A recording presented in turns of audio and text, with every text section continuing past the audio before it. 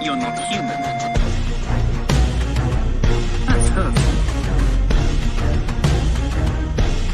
Are you that guy with the evil powers? I think everyone has dark urges. It's kind of my thing. Welcome, adventurers, to this episode of the He Who Writes with Monsters podcast. I'm Donnie B. And I'm D. Allen?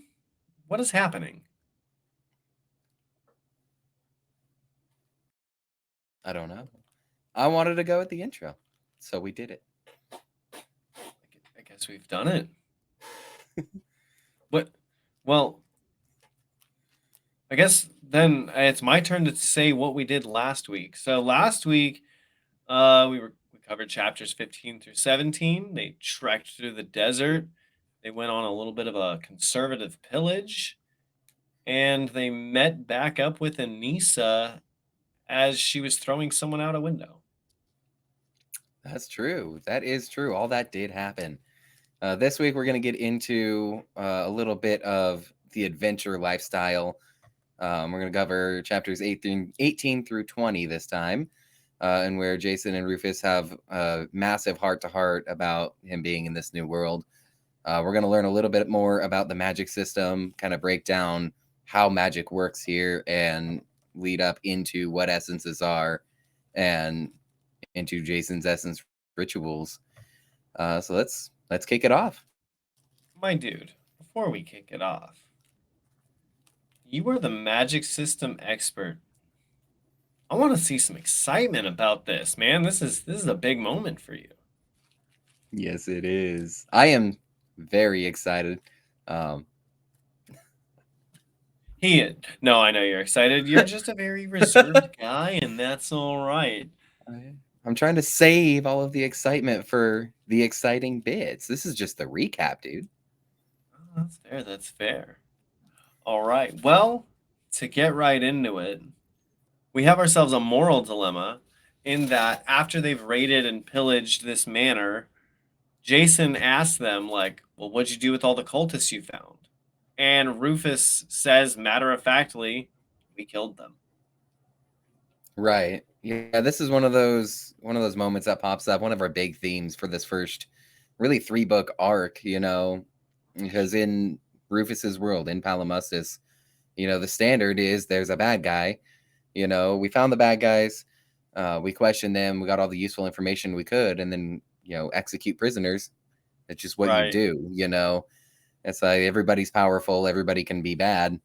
So we don't want them to be a problem anymore. And I believe Jason actually curses at the end of this chapter, probably for the first time in the book, I think, towards another person. And it's one of those things. It's like, well, you executed prisoners, and Rufus is like, yeah, what else are we gonna do with them? Well, I think something you're possibly missing in that moment, though. Jason actually passes out again. Not right here, he doesn't. I want to say he does because it says he ran a hand over his face, the energy draining out of him. Oh, damn it. I read that as he passed out, like. No, I read that as it's like I just killed everybody and I feel shitty about it. You just killed everybody and that's a standard. It's like why is this happening again? He's like doing his best to not kill people, and Rufus is like, yeah, we're just killing everybody. It's kind of like when you're playing a game like Overwatch or something, and your healer just runs off and does whatever they want to do. Right. And this is the one game you chose not to play healer. And like, that's kind of how I read it. All right, that's fair. That's fair. I mean, I think this is a glimpse now, and really Jason's real moment of like, oh dang, like this is real, kind of. And we had joked around a couple episodes ago about whether there was whether was it real or a dream, the whole dream theory nonsense that you see with a lot of media. But this at least in Jason's case, unequivocally answers for him that it is real. Because there's a Yeah. stark difference in the cultures and just day-to-day life of Palimustis versus Earth. Yes. And I actually had that in a little bit later in the chapter here when Rufus and Jason are talking on the balcony. Mm, It says, Jason says, the ability to muster even a little bit of logical detachment implies that they aren't the answer, meaning that, hallucinations and a dream state or, something similar like that couldn't possibly be what's happening to him. Like, this is real life. The only possibility left is a coma. He could be in a coma and just dreaming all this up. And then he goes on to say, even I don't have the imagination to dream all of this up. Yeah, we had talked about that. I think in episode 1, we were talking about whether or not this was a real or a dream. Could have been episode 2. yeah, episode And I 1 or think 2, we this, talked about it. yeah, and this moment, and with the talk that he's having with Rufus later, that we'll get into in just a sec here, um, I think really proves that this is really happening. This is real, and he is in another world. Hmm. Yeah, absolutely. Um, but coming around back before we get too far into that, because that's a whole conversation in that, just that conversation between Jason and Rufus. So at the beginning of chapter 18, like they're in the house and kind of just getting themselves cleaned up, and uh in yet another interesting description of his scenery, uh the kitchen of these cannibals, where they're at in this cannibal mansion right now, the kitchen, in Jason's mind, he figured it was going to look like some medieval fantasy, probably a cauldron over a fire pit or some grotesque prisony thing. But what he finds is literally just a modern kitchen, because they've used magic to implement similar things that we on Earth did with technology, just with magic. So he just finds basically a modern kitchen, but like also like a Rob Zombie film. You know what I mean? Like it's just Oh yeah, absolutely blood and gore everywhere, grotesque. I believe it specifically reminds, or Jason specifically mentions it as stuff of nightmares. It's Right. absolutely insane. And this is kind of where we get our first glimpse into everyday magic too. Hmm. Like you said, it's like a very medieval type world in terms of the way people are and the societies and everything. Hmm. But going through this house and even outside the kitchen, everything is as you would see in a modern home. They have showers and they have heating and cooling and refrigerators and ovens and stuff. But instead of using electricity, they use magic and rituals and arrays to make all of this stuff work. Right. And I will be honest, this detail, while that I've looked at while reading through for this episode, completely floored me, in fact, because overall my mental image of Palimustis is not that at all. Mm-mm. Like it's very much more along the lines of like, Elder Scrolls style realm of sorts.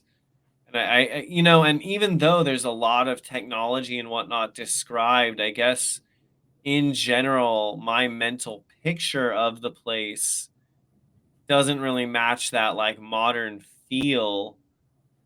And now, like, just looking back, and I'm going through book 12 right now, and just a couple scenes that I just was reading through today now already have changed in my mind. Like, oh right, they do have like modern features. So like a couple scenes I'm reading through right now have kind of shifted in my mind, and I'm like, oh, it's weird.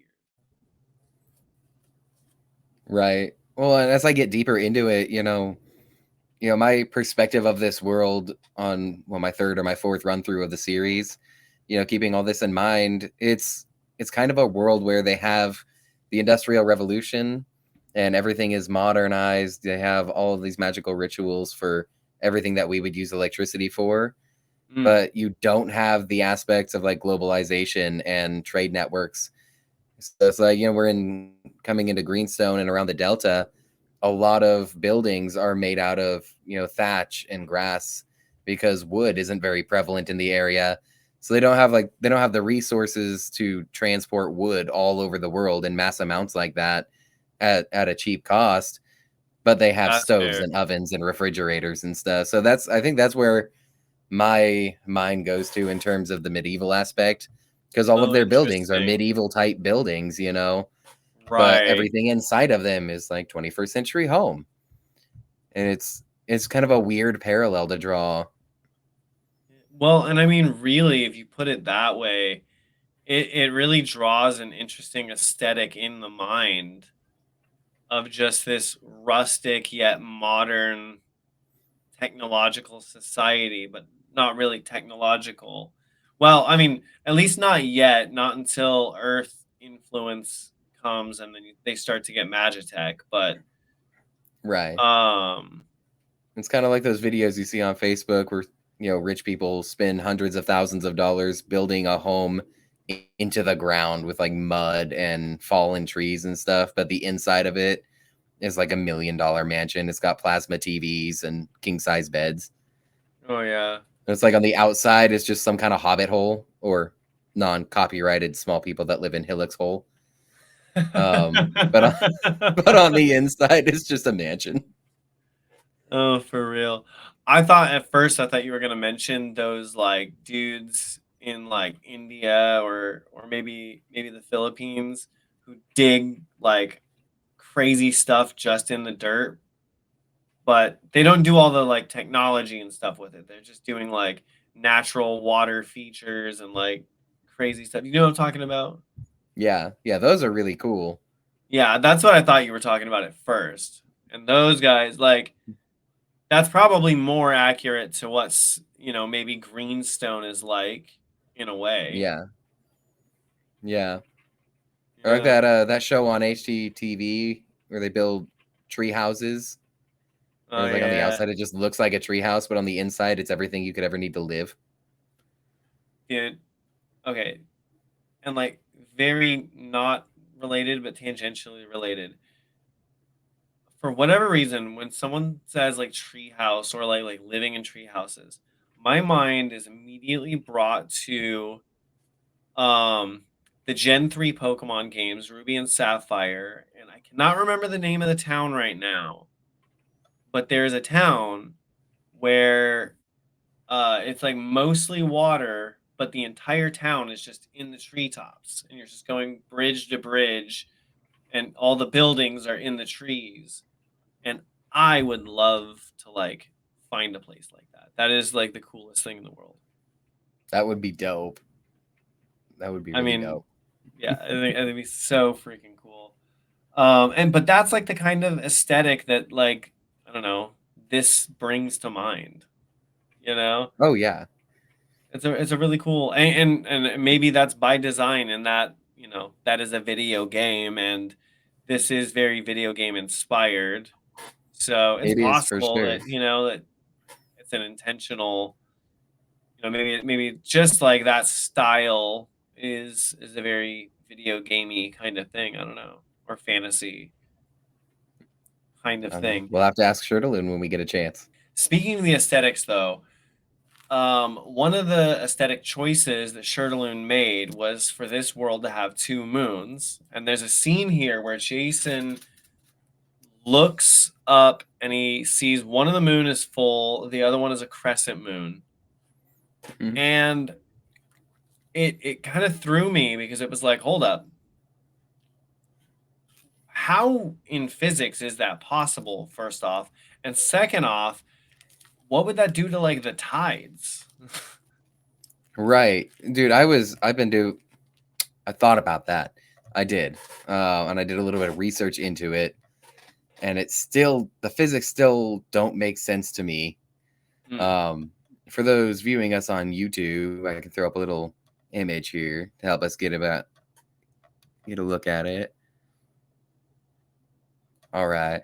So this is how the moon phases basically work, right? The only way that this would be possible for the moons to be in two different phases, right? We have a half moon and a crescent moon um in this scene. So we have, you see at the top, the half moon is basically right above dead center of the sky here. The crescent moon is I want to say about 80 degrees off. I didn't get the exact degree here in orbit. So the only way that this would be possible is if the moons are really locked in synchronous orbit with each other, or if one of them is traveling a significantly higher rate of rotation than the other. I really, what confuses me is if it's possible to see this far around the horizon with two moons in the sky, you know, and if you can, then either the moons would be in constant flux of which phase they're in compared to each other, or they would be locked in a synchronous orbit, which would stabilize the tides. The tides would just act weird. Um, Aside from magic, which I'll get into in just a sec here, but you would either only see one moon at a time on average, or when you do see two moons, they're in completely different phases. I don't think it would ever be possible to have both moons in the same phase and be able to see them at the same time, just with the way gravity kind of works. I do recall a little bit later in the book when we meet Clive, Jason asks Clive about the two moons and what that does to the tides. Like, how does this affect the tides? And Clive's like, what are you talking about? And that's when the goddess of knowledge bribes him into not talking about gravity. Oh, that's right. Mm-hmm. Okay. So we never get an answer on that.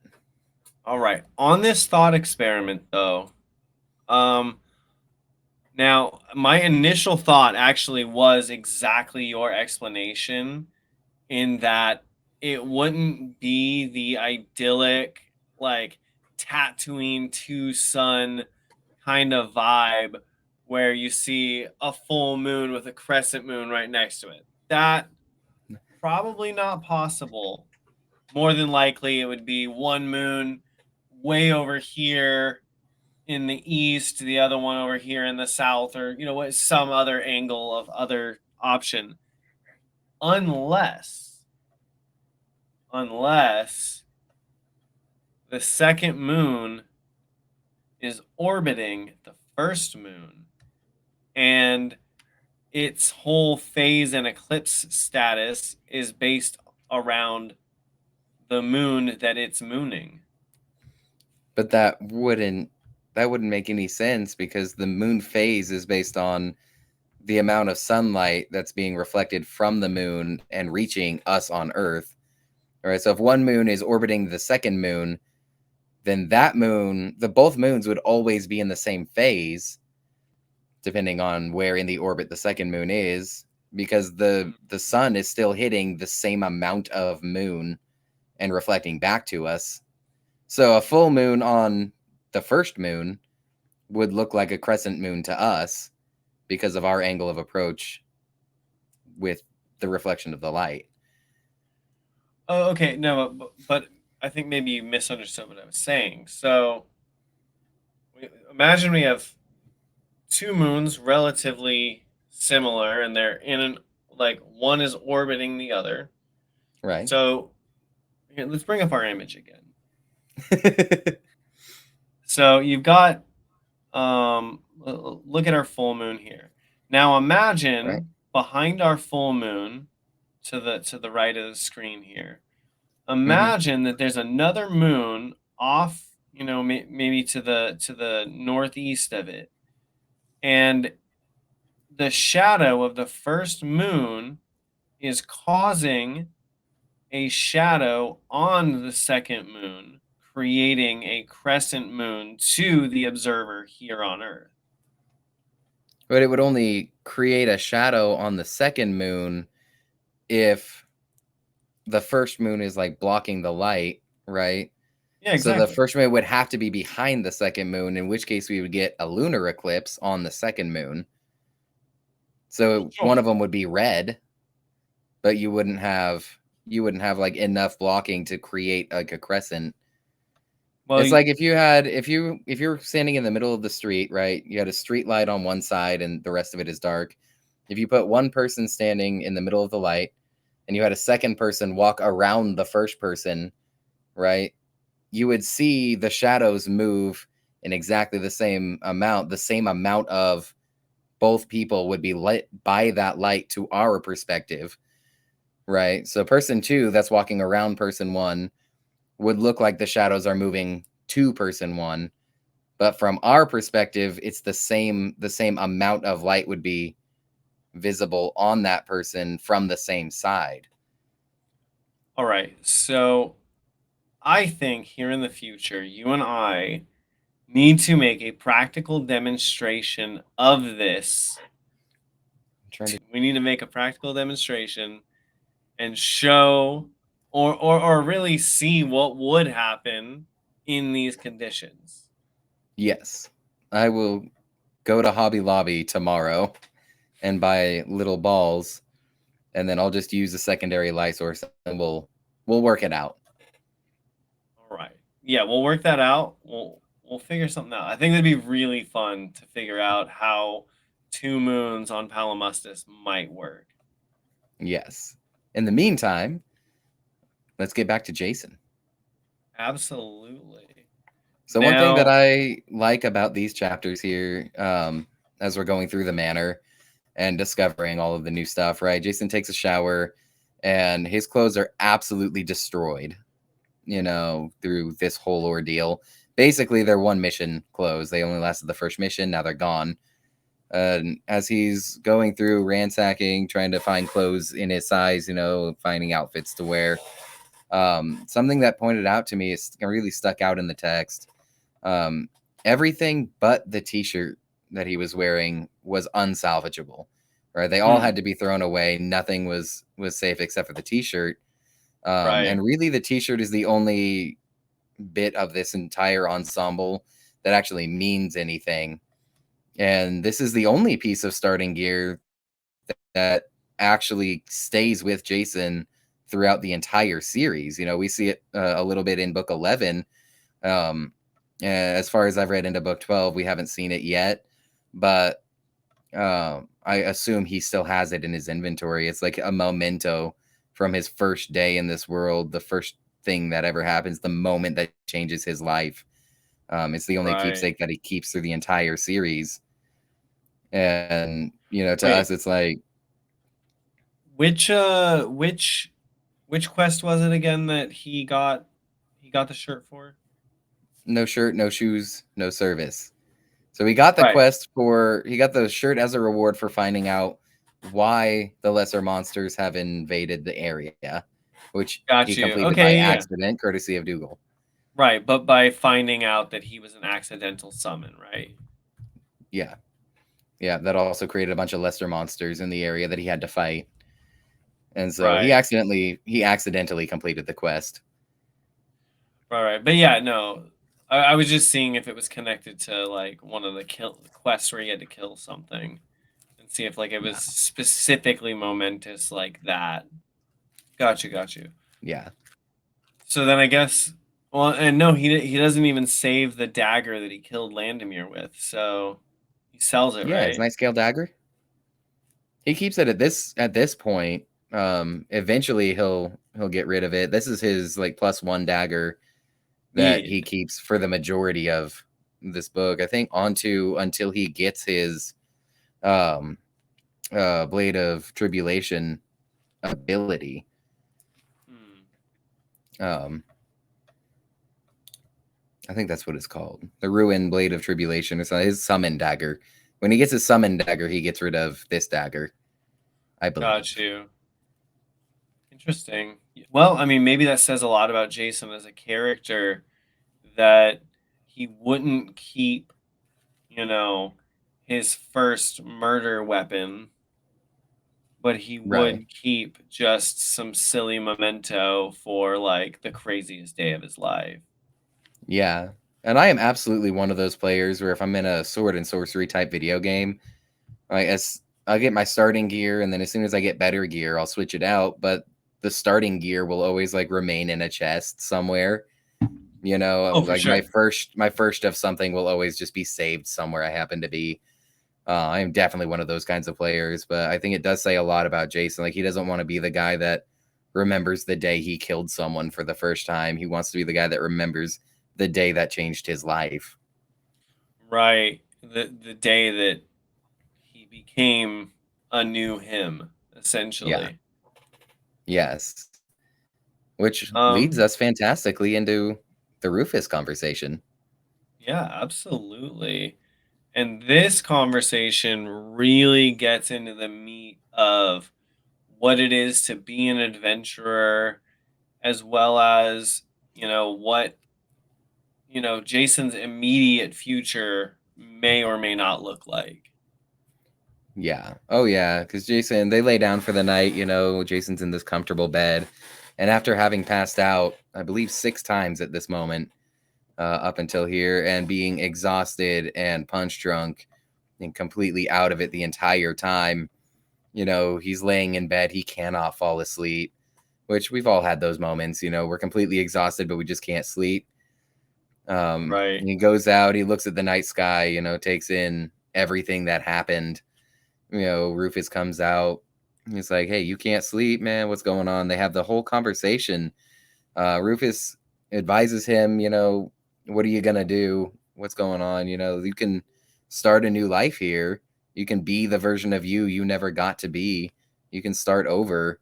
Hmm. You know, which is a chance that not a lot of people get. You know, nobody knows him in this world. Nobody knows who he was, and none of it matters. He can be the person he always wanted to be and start from scratch right here. And the first step to doing that is to become an adventurer. Right. And something that stood out to me in this was in his past life, which is very relatable in general for just people in the modern day, but um it's really relevant to us and our society because it's what we do. We escape into our movies and our TV and our video games, and here in the chapter itself, it's specifically said that monsters and myths are just metaphors in our world, stories we tell ourselves about the dark corners of our own nature. Yes, and that's so beautiful. It's so good, and like it's just interesting that really, like, why is it that we feel the need to escape? And I mean, honestly, I think it's pretty easy that just the lives we built up and just the way of life we built up is not something we're really supposed to be doing as a creature. So we want to escape it. We want to live in these fantastical worlds of, you know, magic and this and that, but like it's freedom that what we really want. It's the freedom to do and choose that we feel so limited by in our day-to-day lives. You know what I mean? Oh, absolutely. You know, we as a species have created civilization, and that has become the prison that we live in. And really, everybody who goes through these phases of escapism well, they do that because this prison, this imaginary prison that we built, that is society, you know, has limited so much. It feels like we've lost all choice, and so it's easy to go into the movies, you know, and not have to exist in our own world for a couple hours. So that was a big 100%. thing with movies in the Great Depression. You know, people could go to the movies and not have to live through the Great Depression for a few hours, Hmm. and that's where it comes from. You know, even in Jason's case, um, you know, he completely escaped his world. He put himself in a box in middle management. You know, he goes to work, he comes home, he plays video games, he goes to sleep. You know, and he Right. that is his life. You know, he's escaping social interaction, and you know, going out and doing something more because he feels like he can't. You Right. know, And this and is the escape that forces him into a new life. right. And I feel like, this series as a whole is a good metaphor for that, because more and more that lifestyle is becoming the prevalent lifestyle. Yeah. You know, as people are growing up with technology, more and more integrated into their lives, the outside world is a place to go and create content and then come back to the safeness of their digital world. Yeah. Uh, and that sounds profound. Like, I don't mean to sound too profound. Bo Burnham said that, so he's the profound one, not me. Yeah. Well, and we kind of see that play out in the book series too. Because Yeah, in this moment, Rufus gives Jason the choice. He can be the person he was, go find something to do. He can go work as a cook in some random hotel in some village. He can just be the kind of NPC lifestyle that he'd been living, or he can be something he's never been before. He can change his whole life. And, later on when we get back to Earth, we see that really come back to him. That's the biggest fight he has when he gets back to Earth is, well, now he's back in the real world where people, know who he was, and people have an idea of who he was. And he has to try and find a connection between the person that left and the person he became. It's right, an extreme jolt. And that's, I feel like, what causes a lot of the issues for him. This moment, he decided to become better than he was. And then he goes back to a world that tries to force him to become what he used to be. right. And that, I think, is the allegory that is being made here, i- a- on the whole, as a series, and what I think Shirtaloon is doing with this series. Because, we've mentioned that, or I've mentioned that that I think he is using this as a vehicle for moral philosophy, in a way, in that we as people, we go through change and we go through growth, right? And sometimes we go off, we move away from home, or we do whatever, and we go off and we become these new people.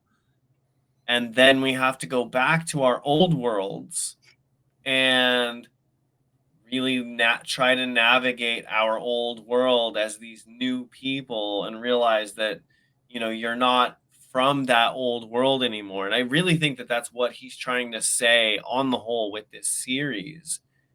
It's, that as you grow and change as a person, what you knew isn't going to be what you know anymore. Yeah. The world you once lived in is no longer the world you live in. And no matter how hard you try, the more you grow as a person, and by growing as a person, I'm talking about the concerted effort to better yourself as a person, right? Which I think on the whole is the point of moral philosophy, is, well, maybe, but I think that's the point they want you to think, is that, you should be bettering yourself and finding deeper versions of yourself. But when you do, the world you know and knew goes away, and Yeah. it's going to look completely different when you try to revisit it. Yes. Oh, for sure. And we'll get into it a little bit more when we get to books 3 and 4 and 5. We can really break it down and look at it. On the whole, I'd just like to say the study of philosophy at this point, it's just kind of niche, eh? That's going to be the end of this podcast as a whole.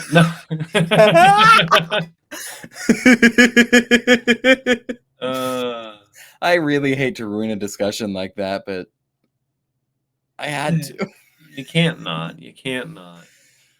Uh, Um, but getting back down to the chapters that we're covering here a little bit, sure. kind of rounding it back in.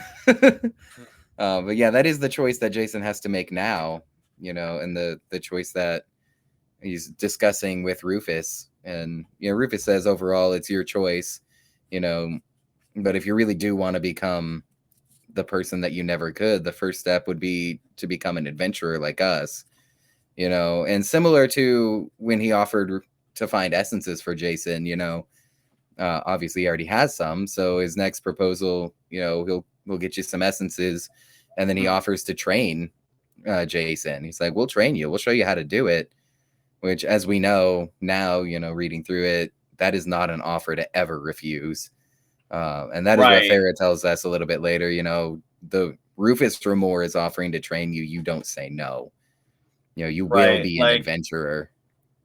yeah, I mean, if this was, if this was the music industry and you were a guitarist, this is like Zach Wild being like, "You got what it takes. I'm gonna train you." You don't tell Zach Yeah. Wild no. No. And it was so nonchalant too. He's like, well, what do I do if I want to be an adventurer? And Rufus goes, well, we can show you. We just offhanded, we can show you how to be an adventurer. And Right. what he's really saying is like, I will personally train you to be an adventurer, which is a massive deal. But to them, in this situation, we know Jason doesn't have a lot of respect for authority in general. And Rufus doesn't really see himself as a big deal in the adventuring world, which is why I feel like this combination of people really works out. Dude, that's a good point. Cause yeah, like even though Rufus actually really can be an authority figure, and we see it a lot later when you really see him training Jason and training other people. He can be a bit serious, and like he doesn't mess around, and the circle he runs in doesn't mess around either, because one of his friends, we'll find out later in this book, is the instructor, and they have very similar no nonsense attitudes. Oh yeah. um but as they're discussing all of this, Jason is like not he's not sure about this. He's real hesitant because um he's just done a lot of killing, and it's not sitting well with him, and he's like, "Yo, like this is a hard thing to do. This is crazy. Like I don't know if I can do this." Um Yes. He literally says, "The last time I was in a fight, I was 10 years old." Or Yeah. it had been It was 10 10 years, years or one or ago. the other. 10 Yeah. years ago, yeah. Yeah, exactly. Children's fight for children's reasons. And this, brings us to, like, probably one of the biggest, like, go get 'em, but also get off your ass kind of speeches. And Yeah. Shirtaloon is really good at doing stuff like this. And this speech, it is absolutely intense. It is. And this is one of those things that I feel like Jason takes to heart and stays with him because he references this speech throughout the entire series. This becomes his attitude. We start out, Rufus is like, this is not the first night of sleep you're going to lose over taking a life. I've lost sleep over it. You don't think you don't think I do this easily. I don't. You don't think I lose sleep. I don't. But it has to be done. And I'm the one that does it, and I actually have the words here, if you wouldn't mind, so that we Yeah, can all absolutely. experience, even if you haven't read the series, you're just here for the vibes. Um, this is really the attitude that Jason tries to inhabit throughout the entire series and does a Mhm. really good job of, I think. Uh, this is what Rufus says. He says, I'm an adventurer. Being an adventurer can open every door, give you everything you ever wanted: power, money, respect, travel the world, see amazing things. 9 days out of 10, being an adventurer is the best thing you could possibly be. But on that 10th day, that's the one where you earn all the others. When you make the hard choices, when you walk through fire so that no one else has to. And that is just the ultimate hero speech, I think, because that embodies the ideal, sacrifice of oneself. Like, yes, I have power, yes, I have money, I can do whatever I want, but on that 10th day, you got to stand and you've got to earn everything that you just got. Because when Yeah. everybody else, it reminds me a lot of, like firefighters' attitudes. When you're coming up on a burning building, being a firefighter is cool. You get a lot of respect doing it, and you get all of this social credit. But when it matters, you show up to a burning building and everybody is running out. That's the moment that you run in, because you're the one 100%. that's going in there to save everybody else. Um, and actually, shortly, just a couple paragraphs before that, um, you get Rufus mentioning how there's a call, like kind of a call of call to action or call of duty here.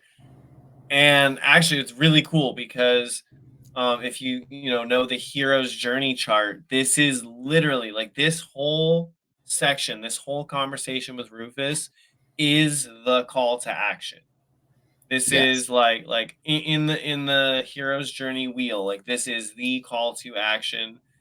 Um, and Jason, talking about how his world is safe, and Rufus is like, you have to accept that you're not there anymore. This world is hard, and life can be cheap. Um, and then he talks about how like the cannibal kitchen. He talks about how that if they hadn't stopped those cannibals, they were gonna keep doing it. So, it's a moral gray area because it's like, well, yeah, we killed someone, but they were gonna kill a lot more people if we hadn't done that. Right. Like, think of all of the people that they already killed. How many decades or centuries have they been doing that?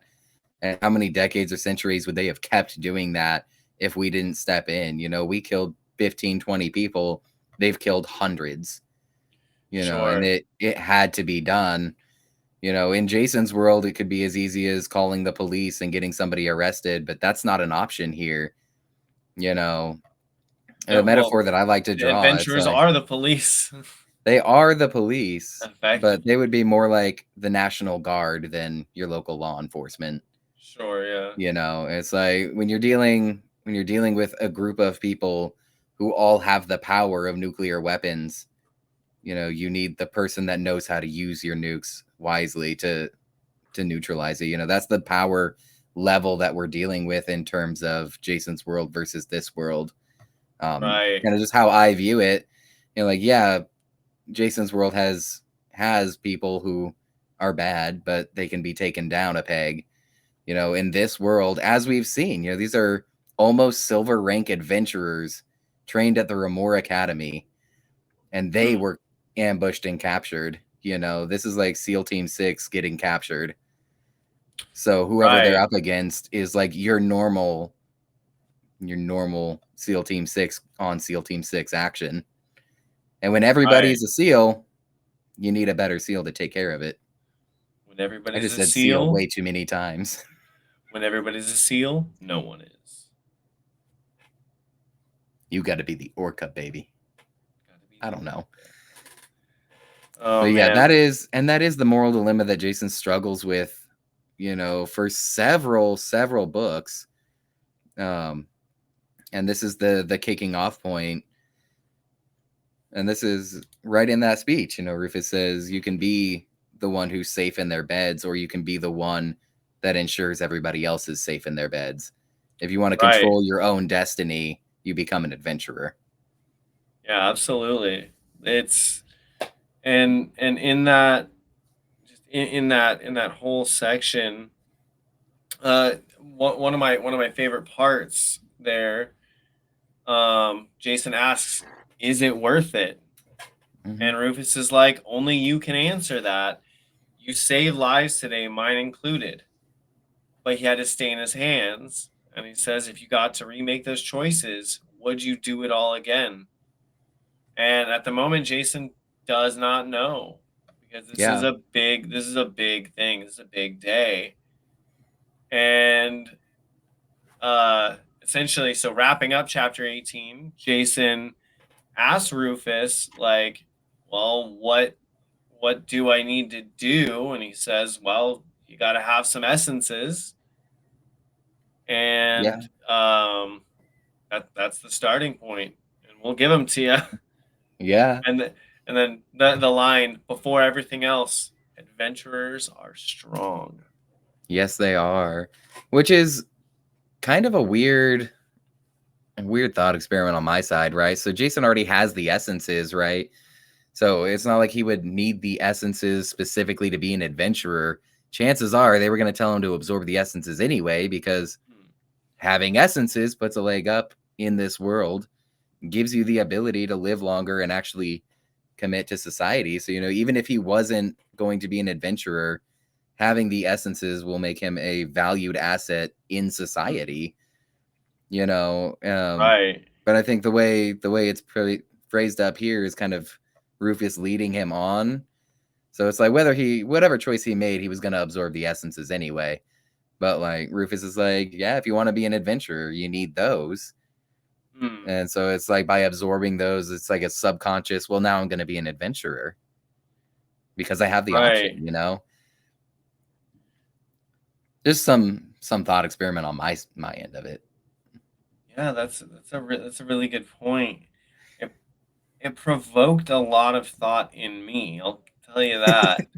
Because one thing, for no reason, just out of nowhere, while you were saying that, it occurred to me, like I had a passing thought about, like, like, yeah, you're right. Like, having essences does make it worth being. Even your most common baker and butcher probably have essences.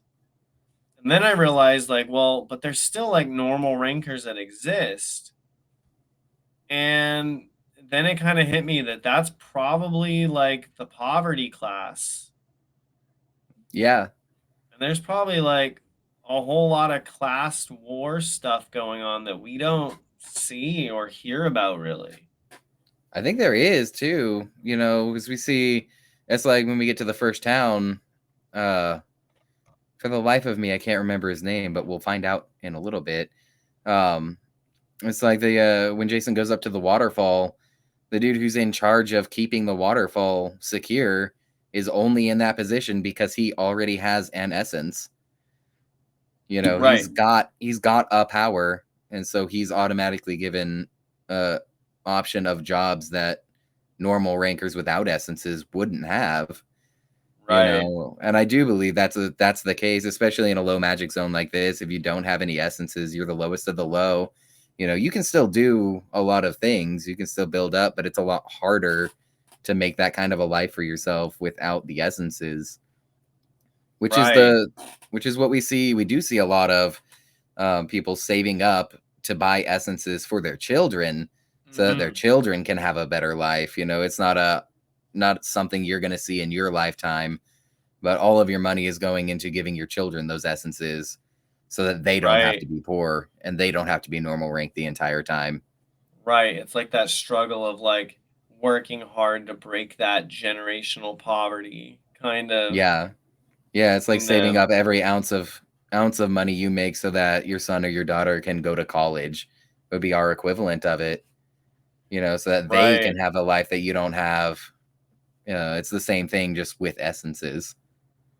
And it's crazy because due to Jason's like the way he was brought into this world, as well as who he was picked up by and the circle he got into, he doesn't really get to experience the nitty-gritty low side of this world, the struggle side of this world. Right. Essentially, the minute he's in this world, things like money and essences are just givens. They don't even matter to him. Right. Like he Right? The definitely got things a good bit of luck here. he really did. And obviously, we know that there was a lot of other forces at play that put him specifically in these situations to, further other plans and whatnot. But I think that also speaks well to his character because even without seeing the low side of the society, he still cares for the low side of society. We see that with Belinda and Sophie. They are poverty-stricken thieves with just a couple essences between them. Yeah. Well, and And I think he does see a lot of the impoverished side of it, just not experiences it himself, and we don't see a lot of it in the books because we know he spends a lot of time with common folk. You know, he right. cooks a lot. He spends a lot of time in villages with random people, and he gets to see a lot of it. He just never gets to experience it. So I think it's one of those like I'm taking a tour of the countryside. I've got all of the money that I need, but these people out here don't. And he does a lot to help them, Mhm. you know. And I feel like it's one of those things where he sees it but doesn't embody it. And that's why it doesn't feel like we see it as the reader. So Mhm. we don't really take it to mean like that because that's not how Jason is seeing it himself. Right. He's just seeing them as the people, and he's kind of, shoehorned himself in as a protector without him realizing it. Even right here at the beginning of the book, beginning of the series, he's protecting people who in all regards should be saving him, Yeah. but he's doing all this stuff on his own. Like he just has that in his nature. Oh yeah. Yeah, it's crazy.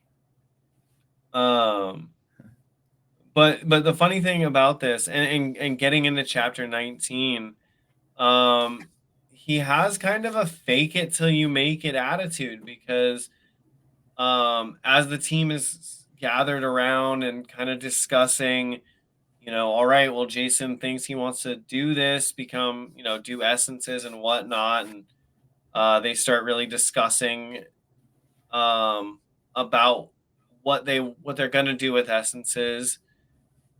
And a conversation between him and Farah, he's talking and he's like, "Oh, so how many essences do I get?" And she's like, "4." Man, I keep forgetting you really don't know anything, because Yeah. he's talking with knowledge in certain aspects, but then in others, has zero knowledge of even basic common knowledge.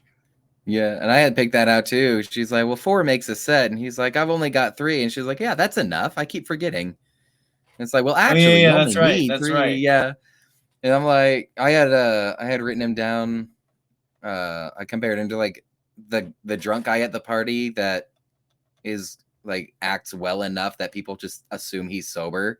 He's got that guy knows what he's doing. He's got to be the sober one even when he's drunk, you know, because he Sure. just Yeah. this fair is like walking around. It's the same thing, fake it till you make it. But it's like Fair just keeps forgetting that he's completely ignorant of everything, even after she learned that he's from another world. And it's like, Mhm. wait a minute, wait. It's just that utter confidence that he exudes and the Right. random nonsense that he blurts out. She's like just assumes he knows the basic stuff, even though he Yeah. doesn't. He's really good at Yeah. that. Let's see. I don't know. I had it written down. Is it just that he's good at hiding his ignorance? Or is this just like an intentional strong suit of his? I really want to believe that it's hiding that he's not. Um, I won't get into spoilers, but there's a conversation with the character in book 12 about pretty much exactly this, where he's talking like, "Oh man, I was so nervous the last time we talked," and like, "You did not seem nervous at all," and he's like, "Yeah, like just how it is, like." I just do Yeah. my thing, no, it's 100%. It's a fake it till you make it.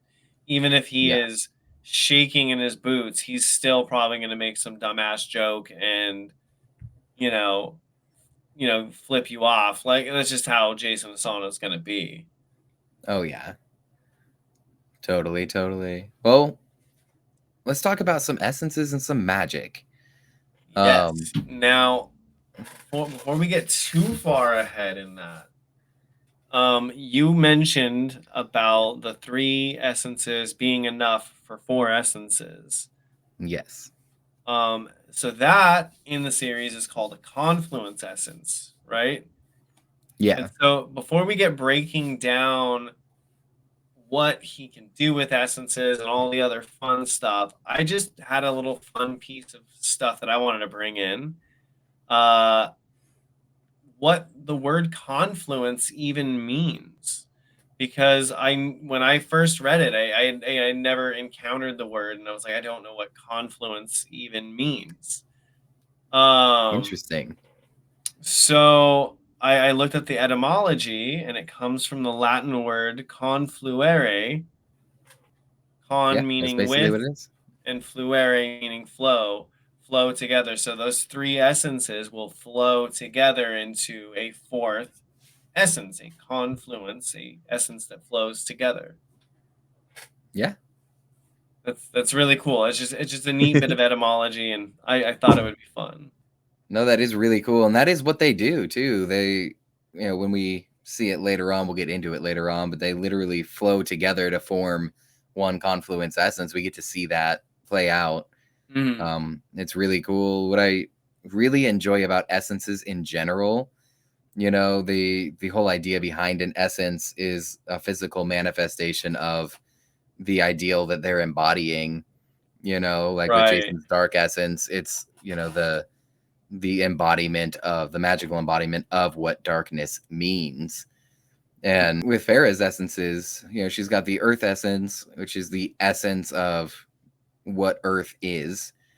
The fire essence, which is the essence of what fire is. So she's got heat and earth. And then the potent essence is more of the ideal of potency itself, whether that be power or strength or, overall, for lack of a better term, potency. Mm. Right. um, but then when you flow all of those together, you combine the meanings of all of those. Her confluence became volcano. So a Really. volcano in essence is earth and fire mixed with power and strength and potency, and so A it's explosive lava. it's You a know, potent fire, a potent fiery earth. yeah, it is, and that's what we see a lot. Jason's essences get a little, uh, I guess, creative with what it is, but Right. um, because that's what I love about the idea of essences. It's like taking the meaning that we as a society have deemed something is and making it physical. Sure. And now, I mean, I guess we'll get more in depth into what Jason's confluences and all that, and all just in general what his essences are in the next one. Yeah. But a comment I had just about, I guess, just keeping for me on the theme about like real world allegory. Um, they mention that like strong powers create a strong appetite, right? Mm. And I felt that it was, because we were talking about, lava powers and this and that. And, Jason's kind of pining about how, like, oh, well, I want big, crazy powers. And they're like, yeah, well, you get big, crazy powers, you're going to end up with a big, crazy appetite. In specific, they're talking about the vampiric life drain ability. Yeah, a little bit here, yeah. Yeah, yeah. And, um, for me, it kind of translated like that sentence right there, like the strong powers creating a strong appetite, kind of viewed like, to my mind, as like an allegory for capitalism, or at least it could be, you know, compared in that way with these strong powers, you know, I guess in capitalistic with a lot of money, you get a appetite for more money. In this world, you have a lot of power, you have an appetite for more power. And we actually see Jason kind of adopt that power hungry in a way kind of thing. So, maybe on that allegory, it's another possibility. I'm always trying to think of it like that with this series. I think it's yes and no. Jason's crave for power doesn't come from the fact that he has a lot of power. it specifically comes from the fact that he has no power in a world that True. needs him to be powerful, That's true. I and think it's we like with mentioned this before. we did, yeah. And with Farah's abilities, all of her abilities are strong, powerful abilities. And she runs out of mana really quick, but she doesn't really have the need or the strive for more power Hmm. in that sense. And we talk a little bit here about essences changing who you are, um, which is it's a little bit in the next chapter here. We can get into it a little bit later more. But we see with the vampiric appetite in particular, we're talking about the restricted essences Hmm. and why some essences are deemed unacceptable by modern society. This is where we get a little bit of that bleed through with a moral decision or a societal Hmm. decision versus a natural one, because you have the undeath essence and the death essence are the top of the list of restricted. And Right. in basic, if we think of them as just essences and just magical, they're not inherently good or bad. A death essence is just the essence of being dead, and an undeath is the opposite of that, similar to how fire and Right. water are. But Right.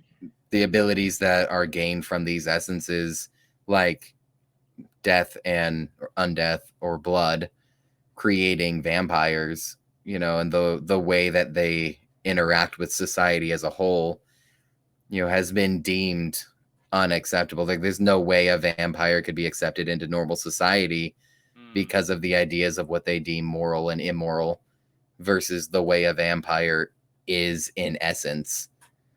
And Right. it's a weird bleed through. It's like the meanings of these things made manifest in magic becomes what morals are. Yeah, that is 100% accurate.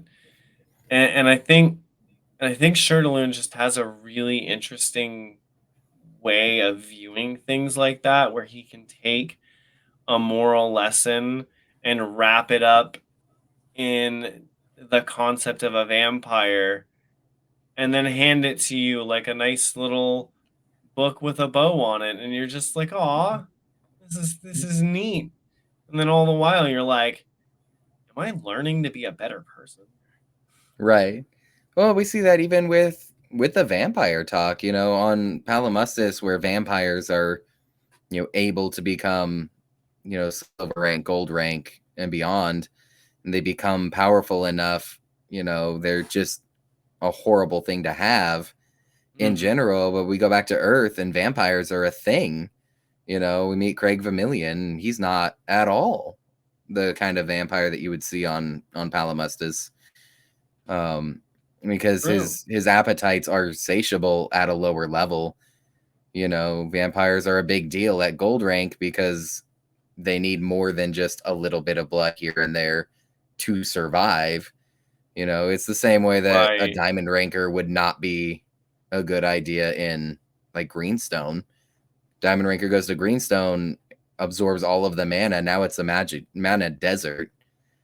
And if you Right. have enough of that happening, I'd imagine the view on gold rankers would be very similar because they wouldn't be able to survive without stealing the magic from everybody else. The same Right. way vampires wouldn't be able to survive without stealing the blood from everybody else.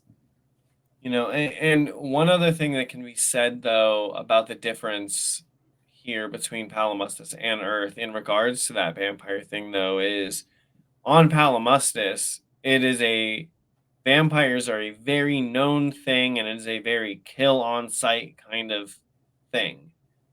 Yeah. Earth, they are running around in secret, operating blood banks, making lots of money, and like having a whole society underground. So that alone could help. I mean, despite just the magic differences, just having the ability.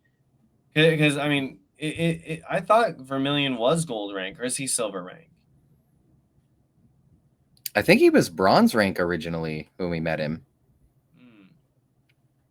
I Yeah, I guess the power difference. I'm guessing when we met him, Jason was still like either low bronze, high iron, or low bronze. He was low bronze because he reached bronze in the astral space, and then like the whole team reached bronze, and then he got killed and reincarnated. So he was the very start of bronze when he got back to Earth.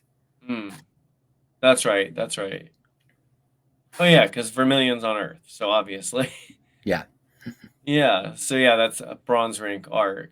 I guess that's why I thought he was just a higher rank, because Jason just tends to deal with people much higher than him, always. Yeah. Always.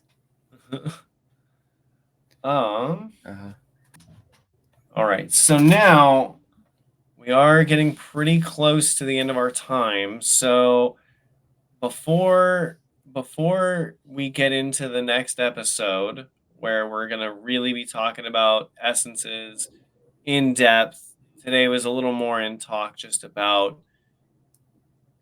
what it is to be an adventurer and moral choices.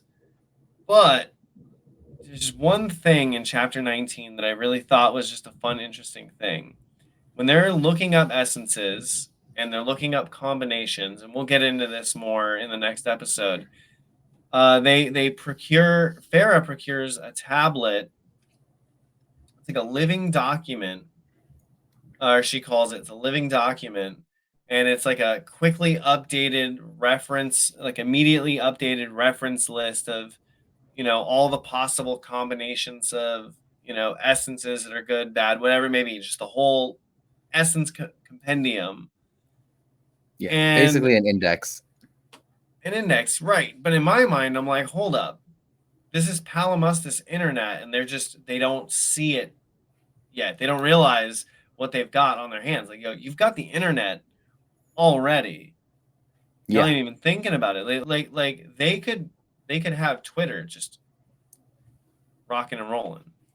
Right. I had written that down too. Like they have the internet, but they don't have cell phones. Like at the very least, like I'd imagine it's like a updates overnight kind of thing that we would see. And I'm sure that the central record is massive in terms of magical array that they have to deal with. The way I see it, you have one master circuit, I guess, that gets updated, and then the rest of them get updated from there. So it's only one way. But even then, I feel like they could use that same technology for a lot of different things. They could, but I feel like I think maybe one thing we might be viewing wrong is we're just viewing it through a technological mindset.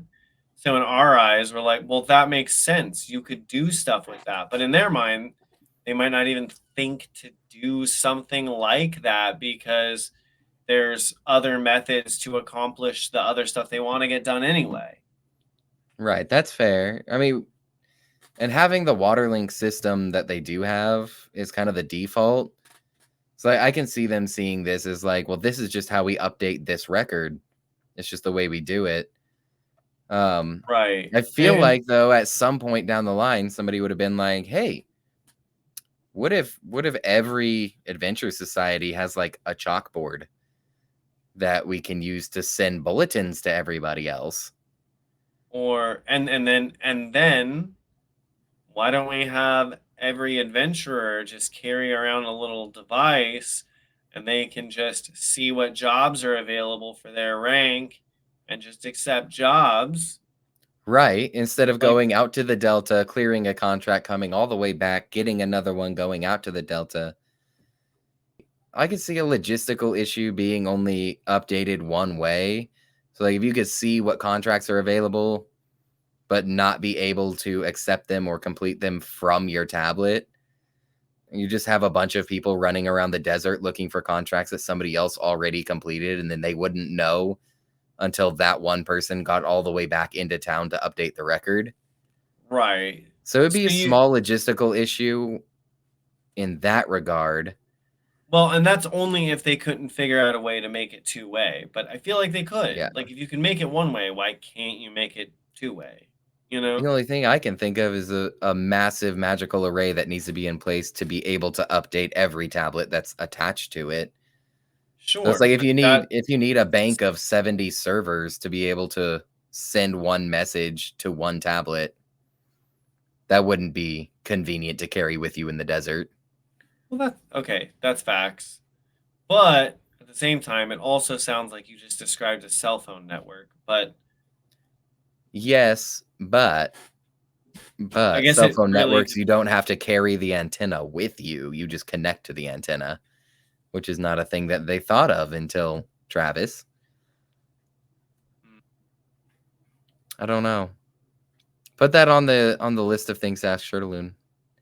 Because you would think there's a way to make that work, that somebody would have had the idea, at the very least, from headquarters to headquarters, to be able to communicate with other adventure societies outside of Waterlink, especially during a monster surge. right. Like you would think. Like, instead of having a team of teleporters and portal specialists available to just run messages, have like every outpost have one of those updating boards like, hey, we need supplies, and then use those portal specialists to portal to those destinations. Right. I Save an mean, entire trip. yeah, you could cut down on a whole lot of portaling just by like literally at that point. I don't think the array system would be so insane that you couldn't just have them all over the place.